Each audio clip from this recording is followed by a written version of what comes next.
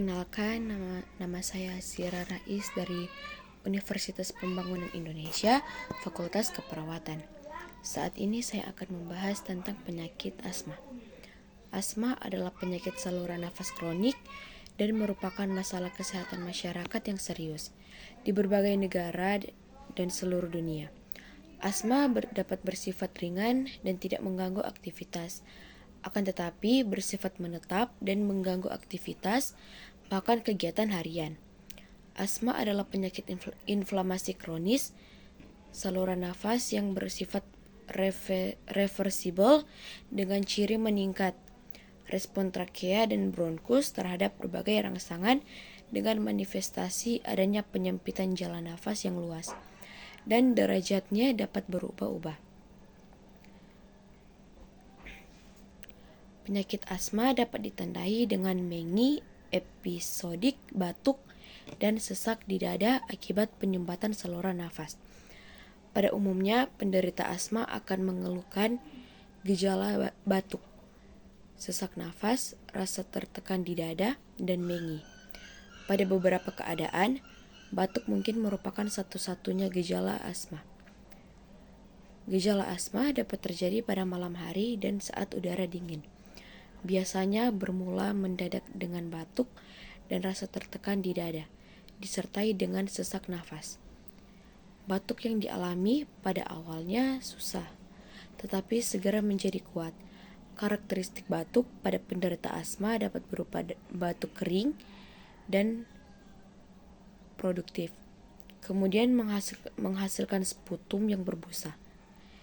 Jalan nafas yang tersumbat menyebabkan sesak nafas, sehingga ekspirasi selalu lebih sulit dan panjang dibanding inspirasi, yang mendorong untuk duduk tegak dan menggunakan setiap otot aksesori pernafasan. Penggunaan otot aksesori pernafasan yang tidak terlatih dalam jangka panjang dapat menyebabkan penderita asma kelelahan saat bernafas ketika serangan. Gejala dari penyakit asma. Gejala dari penyakit asma secara umum adalah sesak nafas, batuk berdahak, dan susah nafas yang berbunyi ngik-ngik, di mana seringnya gejala ini timbul pada menjelang waktu subuh. Hal ini karena pengaruh keseimbangan hormon.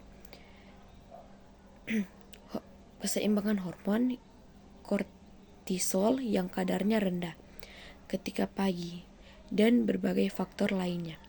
Berikut adalah ciri-ciri asma, antara lain sesak nafas, batuk, terutama pada malam hari, nafas pendek, mengi, kondisi yang menyebabkan suara siulan saat menghembuskan nafas.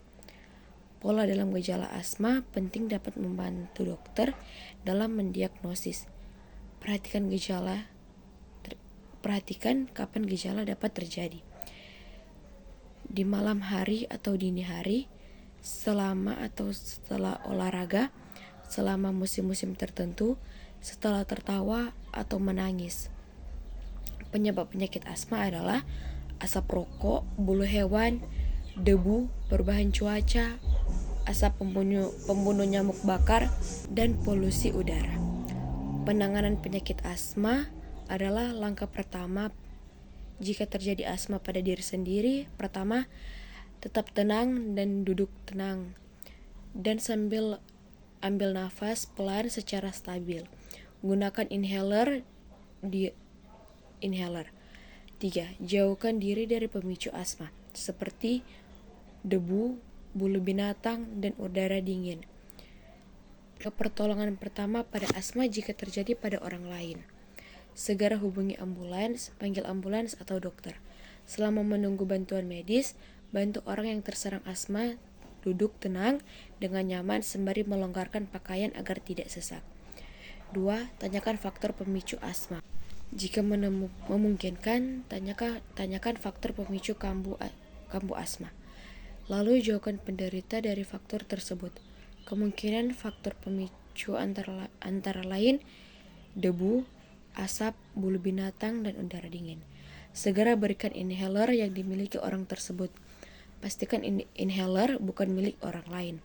Setelah melakukan langkah-langkah pertolongan pada asma, pastikan tidak meninggalkan orang tersebut. Tetap temani hingga bantuan medis datang atau gejala asma mereda.